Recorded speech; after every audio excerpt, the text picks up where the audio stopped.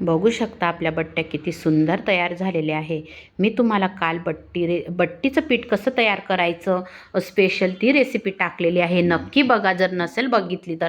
त्याच पिठापासून आपण बट्टी बनवणार आहे, खास खानदेश स्पेशल.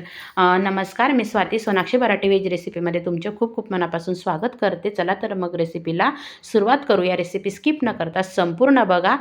बट्टीचं पीठ घेतलेलं आहे. आपण काल जी रेसिपी दाखवली तेच पीठ, चवीनुसार मीठ टाकलं आणि 1 ते 1.5 चम्मच मी हळद पावडर टाकली. थोडं पीठ माझं जास्त आहे कारण पाहुणे येणार होते, म्हणून मी थोडंसं जास्त पीठ घेतलेलं आहे.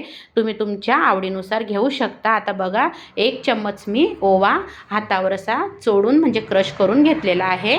आपण दळताना पण ओवा टाकलेला आहे, पण छान अशी बट्टीला चव येते म्हणून मी परत ओवा पण टाकलेला आहे. आता मी 1 चम्मच, छोटा चम्मच सोडा टाकलेला आहे, बेकिंग सोडा, खाण्याचा सोडा.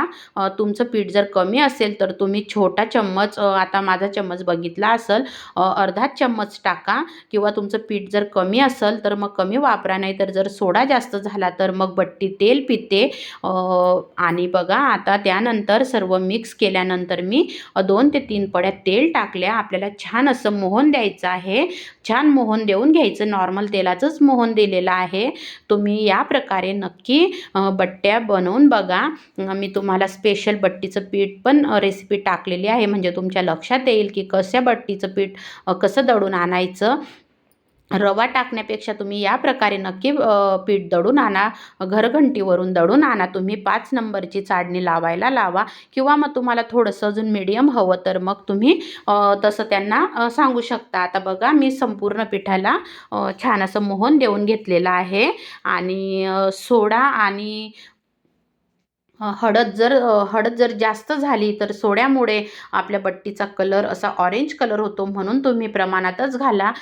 तुमचं पीठ जर कमी असेल तर हळद पावडर पण तुम्ही बरोबर म्हणजे अर्धा पाऊण चम्मच घाला. सोडा पण थोडासा घाला, कारण तेल पितात. तुम्हाला एकदा जर बनवल्या तर मग अंदाज येऊन जाईल की अजून आपल्याला काय कमी झालं, कसं करायचं अजून त्यानुसार.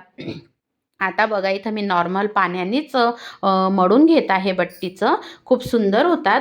खानदेशमध्ये तर खास स्पेशल डाळबट्टी म्हणजे खानदेशकरांची जान आहे. तर मी तुम्हाला एक एक रेसिपी दाखवणार आहे. आता काल बट्टीचं पीठ दाखवलं, आता तुम्हाला आज ही रेसिपी दाखवणार आहे मी. बट्ट्या कशा तयार करायच्या त्या पिठापासून.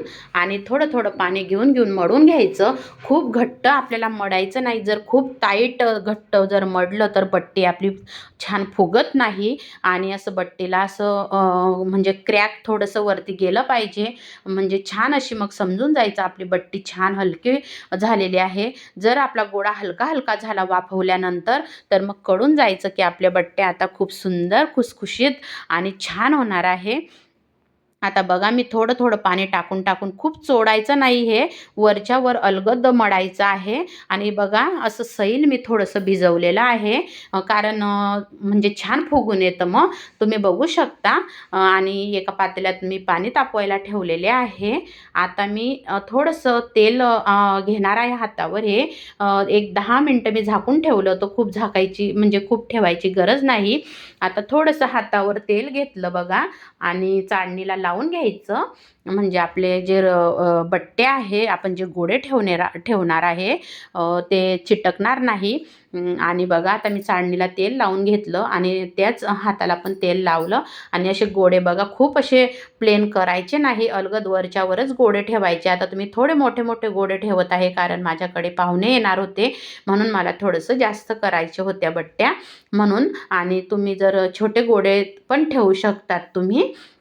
आता बघा, असे गोळे ठेवून घेतले आणि पातेल्यामधलं पाणी पण मस्त छान तापलेलं आहे. पाणी थोडं जास्तच घाला, कारण आपल्याला आता मी मोठे गोळे ठेवले म्हणून मला 30 मिनटं पूर्ण वाफवायला लागलेले आहे, कारण आतमध्ये मग कच्चे राहायला नको. आणि जर तुम्ही छोटे छोटे गोळे ठेवले तर मग तुम्ही 15 ते 20 मिनिटांनी बघा.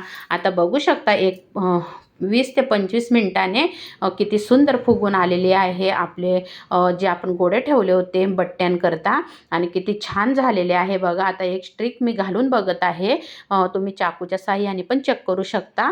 पूर्ण क्लीन आलं तर समजून जा छान आपले गोळे शिजून आलेले आहे बट्टीकरिता जे आपण बनवलेले आहे. आणि तुम्ही म्हणाले एवढे मोठे मोठे, आता पुढं तुम्ही बघालच मी कशी कट करते. तुम्ही छोटे पण ठेवू शकतात.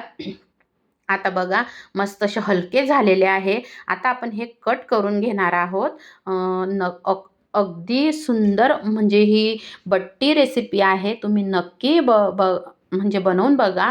मी संपूर्ण टिप्स तुम्हाला दिलेले आहे पिठाची पण, आणि आता बट्टी कशी बनवायची त्या पण संपूर्ण टिप्स तुम्हाला मी दिलेल्या आहे. आणि आपल्या चॅनलवर पूर्ण डाळबट्टीचा स्वयंपाक पण मी रेसिपी टाकलेली आहे, ती सुद्धा तुम्ही बघा.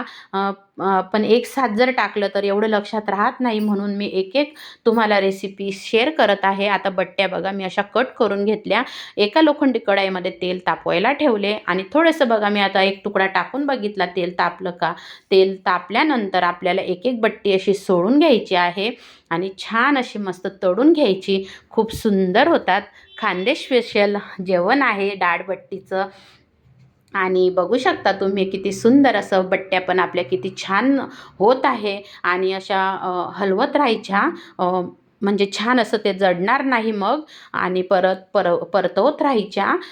मस्त थोडासा कलर असा बघा तुम्ही बघू शकता, असा थोडासा नॉर्मल कलर बदलला की मग आपल्याला काढून घ्यायचे आहे. आणि जर खूपच असं वाटलं तुम्हाला की खूप तेल तापलं तर मग मध्यम करा तुम्ही. आणि आता बघा बट्ट्या आपल्या तळून झालेल्या आहे. किती छान कलर पण आलेला आहे. तुम्ही नक्कीच बनवून बघा. आम्ही तुरीची डाळ म्हणजे एकदम साधं वरण बनवतो. फक्त हळद आणि मीठ घालून आम्ही बट्टीसोबत खातो आणि मग वरतून साजूक तूप घेऊन खातो. म्हणजे छान असं मस्त लागतं. तुम्हाला जर फोडणीचं वरण पाहिजे तर तुम्ही फोडणीचं वरण बनवू शकता. आपल्या आवडीनुसार आपण खाऊ शकतो. आणि घोटलेली वांग्याची भाजीसोबत तर मग विचारूच नका बट्टी. तुम्ही नक्की बनवून बघा. घोटलेल्या वांग्याची भाजी ची रेसिपीसुद्धा मी तुमच्यासोबत शेअर करणार आहे. खूप छान लागतो हा मेनू. आणि जळगाव स्पेशल सर्वांचा आवडीचा डाळबट्टी आणि घोटलेली वांग्याची भाजी ही रेसिपी आहे. आता बघा मी स्टेप बाय स्टेप तुम्हाला सांगत आहे. सगळ्या बट्ट्या आपल्या तळून झालेल्या आहे आणि किती पटकन तुटली आणि किती छान झालेल्या आहे बघा. मस्त अशा नक्की बनवून बघा. आवडल्यास लाईक शेअर सबस्क्राईब करायला विसरू नका. श्री स्वामी समर्थ.